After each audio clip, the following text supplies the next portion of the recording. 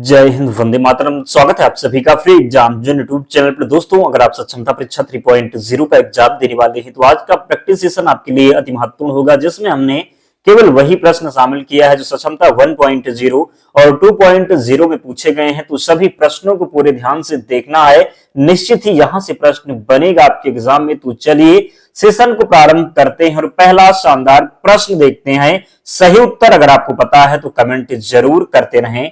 पहला प्रश्न है, टिहरी बांध किस नदी पर बना हुआ है? आपसे पूछा गया है टिहरी बांध किस नदी पर बना हुआ है? अलकनंदा, भागीरथी, गंगा या फिर जमुना? तो सही उत्तर हो जाएगा टिहरी बांध भागीरथी नदी पर बना हुआ है। पूछा जाए टिहरी बांध किस राज्य में है तो उत्तराखंड में है, ध्यान रखेंगे। दूसरा प्रश्न है, भारत के सबसे बड़ा सौर शक्ति संयंत्र कहां स्थित है? बताना है कि भारत का सबसे बड़ा सौर शक्ति संयंत्र कहां स्थित है? नागरकोइल, जैसलमेर, भादला या फिर इनमें से कोई नहीं?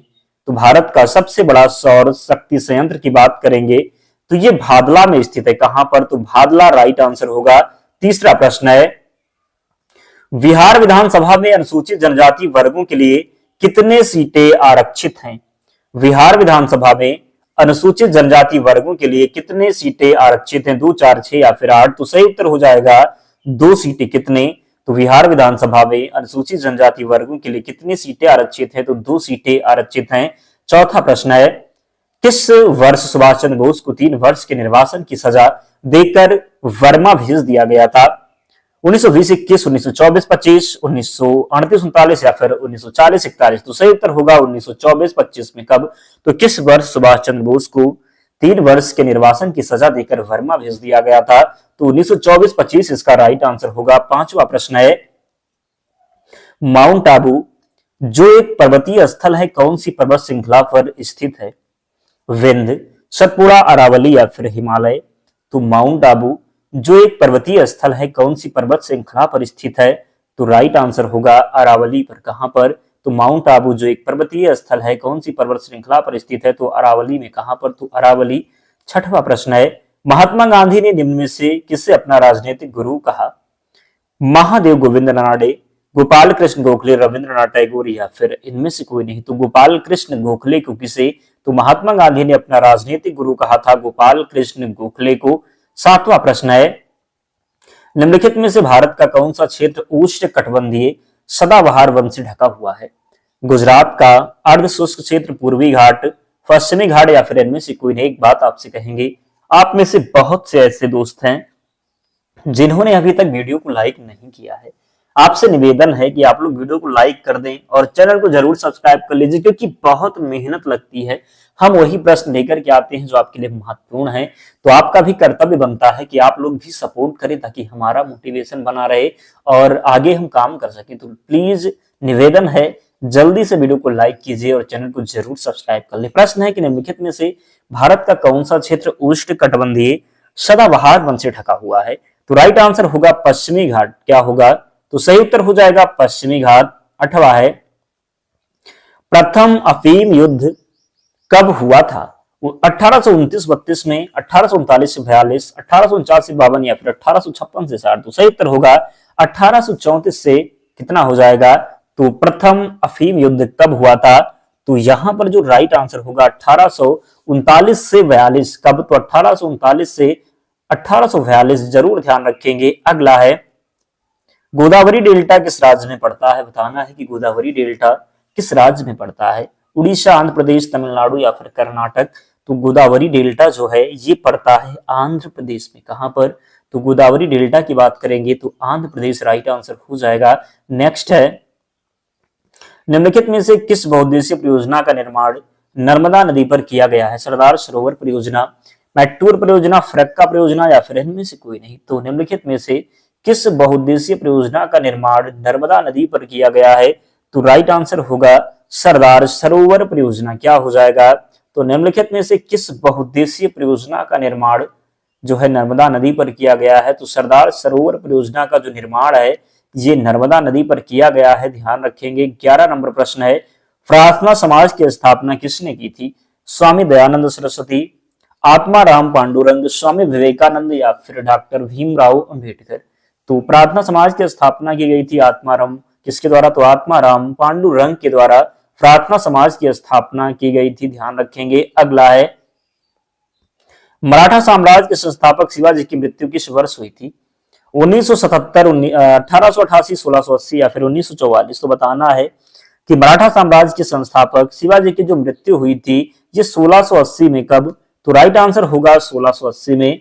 अगला है भारतीय इतिहास किस काल को चित्र धूसर मृतभांड काल के रूप में जाना जाता है, हड़प्पा सभ्यता के काल को, पूर्व वैदिक काल को, उत्तर वैदिक काल को, या फिर इनमें से कोई नहीं। तो बताना है कि भारतीय इतिहास के किस काल को चित्रित धूसर मृदभांड काल के रूप में जाना जाता है, तो सही उत्तर हो जाएगा उत्तर वैदिक काल को। भारतीय इतिहास किस काल को चित्रित धूसर मृदभांड काल के रूप में जाना जाता है, तो उत्तर वैदिक काल को। अगला है बिहार का चौरी विद्रोह किस वर्ष हुआ था, 1790, 1795, 1798 या फिर 1799। तो सही उत्तर हो जाएगा क्या, तो 1798 में। कब चौरी विद्रोह हुआ था, 1798 में। शेरशाह का मकबरा कहाँ स्थित है, समस्तीपुर, सासाराम, दरभंगा, गया, आसान है, सासाराम हो जाएगा। शेरशाह का मकबरा जो है ये सासाराम में है। अली वर्दी को किस वर्ष बिहार का डिप्टी गवर्नर नियुक्त किया गया, 1733, 1735, 1740 या फिर 1755। तो अली वर्दी को किस वर्ष बिहार का डिप्टी गवर्नर नियुक्त किया गया, राइट आंसर हो जाएगा 1700 कितना, तो 33। अली वर्दी को किस वर्ष बिहार का डिप्टी गवर्नर नियुक्त किया गया, तो 1733 में। भारतीय संविधान के किस अनुच्छेद के अंतर्गत समानता के अधिकार का उल्लेख किया गया है, 30 से 24, 14 से 18, 25 से 28 या फिर 32। तो 32 में क्या है, संवैधानिक उपचारों का अधिकार है। 14 से 18 की बात करेंगे तो समानता का अधिकार जो है ये 14 से 18 में है। भारतीय संविधान की किस अनुच्छेद के अंतर्गत समानता के अधिकार का उल्लेख किया गया है, तो अनुच्छेद 14 से 18। इसका सही उत्तर होगा 18 नंबर प्रश्न है। भारत में सती प्रथा प्रतिषेध कानून कब पास किया गया, 1820, 1825, 1829 या फिर 1834। तो भारत में सती प्रथा प्रतिषेध कानून कब पास किया गया, सही उत्तर हो जाएगा 1829 में। कब, तो भारत में सती प्रथा प्रतिषेध कानून कब पास किया गया, 1829 में। 19 नंबर प्रश्न है कृषि भूमि के उत्तराधिकार के संबंध में शुल्क संविधान के किस सूची के अंतर्गत आता है, शुल्क पूछा गया है। कृषि भूमि के उत्तराधिकार के संबंध में शुल्क संविधान की किस सूची के अंतर्गत आता है, संघ सूची, राज्य सूची, समवर्ती सूची या फिर इनमें से कोई नहीं। तो जो राइट आंसर होगा, ध्यान रखेंगे, राज्य सूची होगा। कृषि भूमि के उत्तराधिकार के संबंध में शुल्क संविधान के किस सूची के अंतर्गत आता है, तो राज्य सूची के अंतर्गत आता है। 20 नंबर प्रश्न है महात्मा गांधी पर चंपारण सत्याग्रह के लिए कब अभियोग चलाया गया था, 1917, 1920, 1925 या फिर 1930। तो सही उत्तर हो जाएगा 1917 में। कब, तो राइट आंसर होगा 1917 में। 21 नंबर प्रश्न है प्रथम लोकसभा के प्रथम उपाध्यक्ष कौन थे, यहाँ पर ध्यान रखना अध्यक्ष नहीं पूछा गया। अध्यक्ष पूछा जाता तो आप जेबी मावलंकर लगाते, लेकिन यहाँ पर उपाध्यक्ष पूछा गया है। प्रथम लोकसभा के बात करेंगे प्रथम उपाध्यक्ष कौन थे, जेबी मावलंकर, एम ए अयंगर, सरदार हुकुम सिंह या फिर इनमें से कोई नहीं। तो सही उत्तर हो जाएगा एम ए अयंगर। क्या होगा, तो प्रथम लोकसभा के प्रथम उपाध्यक्ष थे एम ए अयंगर। बिहार में सोशलिस्ट पार्टी का गठन कब हुआ, 1930, 1934, 1940 या फिर 1944। तो बिहार में सोशलिस्ट पार्टी का जो गठन हुआ ये मई 1934 में। कब, तो बिहार में सोशलिस्ट पार्टी का गठन हुआ मई 1934 में। क्वेश्चन नंबर 23 है डॉक्टर विधान चंद्र राय को भारत रत्न सम्मान कब मिला, 1961, 1962, 1963 या फिर 1980। तो बताना है कि डॉक्टर विधान चंद्र राय को भारत रत्न सम्मान कब मिला, 1961, 1962, 1963 या फिर 1980। तो सही उत्तर हो जाएगा 1961 में। कब, तो डॉक्टर विधान चंद्र राय को भारत रत्न सम्मान कब मिला, 1961 में मिला। कब मिला, तो 1961 में मिला, ध्यान रखेंगे। अगला प्रश्न है जयप्रकाश दिवस कब मनाया गया था, फरवरी 1922, फरवरी 1930, फरवरी 1940 या फिर फरवरी 1946 में। तो जयप्रकाश दिवस मनाया गया था फरवरी 1946 में। कब, तो जयप्रकाश दिवस मनाया गया था फरवरी 1946 में, ध्यान रखेंगे। 25 नंबर प्रश्न है 1931 में निम्नलिखित में से कौन इंडियन नेशनल कांग्रेस के अध्यक्ष थे, नलिनी सेनगुप्ता, वल्लभ भाई पटेल, डॉक्टर राजेंद्र प्रसाद या फिर सच्चिदानंद सिन्हा। तो बताना है कि 1931 में निम्नलिखित में से कौन इंडियन नेशनल कांग्रेस के अध्यक्ष थे। 1935 में कौन इंडियन नेशनल कांग्रेस के अध्यक्ष थे? तो सही उत्तर होगा वल्लभ भाई पटेल। क्या हो जाएगा? तो 1931 में निम्नलिखित में से कौन इंडियन नेशनल कांग्रेस के अध्यक्ष थे? तो वल्लभ भाई पटेल थे, ध्यान रखेंगे। 26 है, बिहारी युवक संघ की स्थापना किस वर्ष मोतिहारी में की गई थी? 1920, 1925, 1926 या फिर 1928 में? तो बिहारी युवक संघ की स्थापना किस वर्ष मोतिहारी में की गई थी? सही उत्तर होगा 1928 में। कब? तो बिहारी युवक संघ की स्थापना किस वर्ष मोतिहारी में की गई थी? तो 1928 में। अगला है, लक्षद्वीप समूह और अंडमान निकोबार द्वीप समूह के समुद्र तट सहित भारत की समुद्र तट की लगभग कुल लंबाई कितनी है?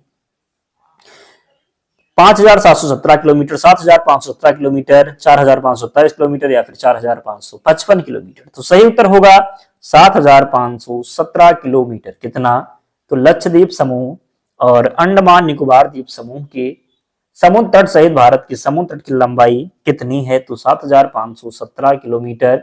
अगला है, बिहार में पहली बार राष्ट्रपति शासन कब लगा था? उसमें बिहार के राज्यपाल कौन थे? डॉक्टर जाकिर हुसैन, नित्यानंद कानूनगो, देवकांत बरुआ, इनमें से कोई नहीं? तो 28 नंबर जो प्रश्न है, सही उत्तर हो जाएगा नित्यानंद कानूनगो। बिहार में पहली बार राष्ट्रपति शासन जब लगा था उस समय बिहार के राज्यपाल थे नित्यानंद कानूनगो, ध्यान रखेंगे। 29 है, बिहार के मधुबनी जिले से शुरू सुखेत मॉडल किस विषय से संबंधित? शिक्षा, प्रदूषण, दूरसंचार या फिर इनमें से कोई नहीं? तो राइट आंसर हो जाएगा क्या? तो प्रदूषण होगा। क्या? तो बिहार के मधुबनी जिले से शुरू सुखेत मॉडल किस विषय से संबंधित है? प्रदूषण से संबंधित है। 30 नंबर प्रश्न है, 2011 में बिहार के कितने जिलों में 10 लाख से कम जनसंख्या थी? 2, 3, 4 या फिर 5? तो सही उत्तर हो जाएगा 3। कितना? तो बिहार के बात करेंगे 2011 में बिहार के कितने जिलों में 10 लाख से कम जनसंख्या थी? तो सही उत्तर होगा 3 जिलों में। अगला है, ऑक्जेलिक एसिड का एक प्राकृतिक स्रोत क्या है? खट्टा दूध, टमाटर, चींटी, डंक या फिर इनमें से कोई नहीं? तो ऑक्जेलिक एसिड का जो एक स्रोत हो जाएगा क्या? तो टमाटर हो जाएगा। क्या होगा? तो ऑक्जेलिक एसिड का एक प्राकृतिक जो स्रोत है ये टमाटर। सही उत्तर हो जाएगा। 32 नंबर प्रश्न है, सारण सिंचाई नहर कहां से निकलती है? गंगा, गंडक, यमुना या फिर कोसी? तो सारण सिंचाई नहर जो है ये निकलती है कहां से? तो गंडक से। कहां से? तो सारण सिंचाई नहर कहां से निकलती है? गंडक से निकलती है सारण सिंचाई नहर। 33 है, उस्ताद बिस्मिल्लाह खान को 2001 में निम्नलिखित में से कौन सा नागरिक पुरस्कार प्रदान किया गया था? भारत रत्न, पद्म भूषण, पद्म विभूषण या फिर पद्मश्री? तो उस्ताद बिस्मिल्लाह खान को 2001 में निम्नलिखित में से कौन सा नागरिक पुरस्कार प्रदान किया गया था? सही उत्तर हो जाएगा भारत रत्न। क्या होगा? तो उस्ताद बिस्मिल्लाह खान को 2001 में निम्नलिखित में से कौन सा नागरिक पुरस्कार प्रदान किया गया था? तो भारत रत्न हो जाएगा। 34 है, किस नदी को बिहार का शोक कहते हैं? किस नदी को बिहार का शोक कहते हैं? गंडक, कोसी, गंगा या फिर यमुना? तो किस नदी को बिहार का शोक कहते हैं? राइट आंसर होगा कोसी नदी को। किसे? तो कोसी नदी को बिहार का शोक कहते हैं। 35 है, बिहार के किस जिले में गंगा नदी सबसे लंबी बहती है? समस्तीपुर, गया, पटना या फिर दरभंगा? तो बिहार के किस जिले में गंगा नदी सबसे लंबी बहती है? सही उत्तर हो जाएगा पटना। क्या होगा? तो बिहार के किस जिले में गंगा नदी जो है सबसे लंबी बहती है? तो पटना जिले में। 36 है, किस प्रकार की कोशिका से त्वचा बनती है? स्थायी ऊतक, संयोजी ऊतक, अधिचर्म कोशिका या फिर इनमें से कोई नहीं? तो किस प्रकार की कोशिका से त्वचा बनती है? तो अधिचर्म कोशिका राइट आंसर होगा। किस प्रकार की कोशिका से त्वचा बनती है? तो अधिचर्म कोशिका यहाँ पर राइट आंसर है। 37 है, बिहार के किस जिले में सबसे अधिक नहर सिंचित क्षेत्र है? सासाराम, राजगीर, रोहतास या फिर पटना? तो बिहार के किस जिले में सबसे अधिक नहर सिंचित क्षेत्र है? तो सही उत्तर हो जाएगा रोहतास। क्या होगा?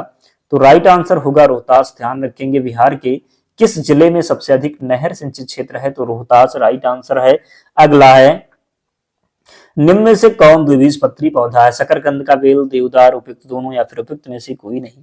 तो निम्नलिखित में से कौन द्विबीजपत्री पौधा है? राइट आंसर होगा शकरकंद का। क्या हो जाएगा? तो बेल। शकरकंद का बेल जो है ये द्विबीजपत्री पौधा है। ध्यान रखेंगे, राइट आंसर होगा शकरकंद का बेल। ध्यान रखना है। अगला है, मुंह का पीएच मान कितना होता है जिससे दांतों का टूटना शुरू हो जाता है? 5.5 से अधिक, 5.5 से कम, 4.5 से अधिक या फिर 4.5 से कम? तो सही उत्तर होगा 4.5 से कम जब हो जाएगा तो दांतों का जो टूटना है स्टार्ट हो जाता है। बिहार का कौन सा जिला 5 पहाड़ियों से घिरा है? पटना, राजगीर, सासाराम या फिर रोहतास? तो बिहार का कौन सा जिला 5 पहाड़ियों से घिरा है? तो सही उत्तर होगा राजगीर। क्या होगा? तो राजगीर होगा। दोस्तों 40 प्रश्न थे, आप लोग कमेंट करके बताइए आपका स्कोर क्या रहा, कितने प्रश्न आप सही कर पाए, जरूर कमेंट करके बताएं। और इसकी पीडीएफ के लिए आप लोग टेलीग्राम चैनल से जुड़ जाना, लिंक डिस्क्रिप्शन बॉक्स में है, या फिर आप टेलीग्राम पर जाएंगे और सर्च करेंगे फ्री एग्जाम जोन, आपको चैनल मिल जाएगा, ज्वाइन हो जाना, वहां पर आपको सारी पीडीएफ मिल जाएगी। तो मिलते हैं नेक्स्ट वीडियो में, तब तक पढ़ते रहिए, ध्यान रखिए अपना, स्वस्थ और सुरक्षित रहिए। जय हिंद।